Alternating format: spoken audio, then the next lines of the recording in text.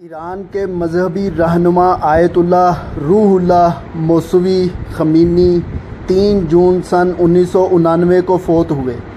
وہ گزشتہ 80 سالوں میں ایران کے پہلے رہنما تھے جنہوں نے اس دنیا کو قدرتی موت کے ساتھ الوداع کہا تھا۔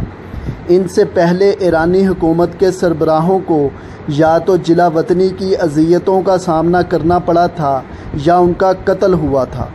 جب خمینی کی موت ہوئی تو حکومت ایران نے انہیں اسلام کے پیغمبر حضرت محمد اور ان کے بعد آنے والے اماموں کے بعد سب سے دینی شخص قرار دیا تھا۔ امام خمینی 24 ستمبر سن 1902 کو ایران کے شہر خمین میں پیدا ہوئے۔ خمینی کم لوگوں سے ملنا جلنا پسند کرتے تھے۔ انہوں نے 6 سال کی عمر سے قرآن پڑھنا شروع کیا۔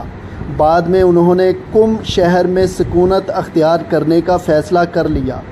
ایران کے صدر فسنجانی کو لگا کہ خمینی کے اس دنیا سے چلے جانے سے ایران میں استحکام آئے گا۔ خمینی کے جنازے میں لاکھوں ایرانیوں نے شرکت کی۔ ان کی میت کو ایئر کنڈیشنڈ باکس میں رکھا گیا تاکہ لوگ ان کے آخری دیدار کر سکیں۔ ایک اندازے کے مطابق خمینی کے جنازے میں تقریباً 20 لاکھ افراد نے شرکت کی۔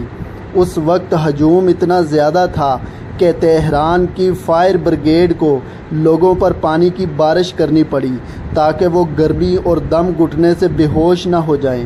بالآخر ان کی میت کو ہجوم سے بچانے کے لیے ہیلی کاپٹر میں منتقل کرنا پڑا، لیکن جیسے ہی ہیلی کاپٹر اترا ہجوم نے آگے بڑھ کر خمینی کی لاش کو قبضے میں لے لیا۔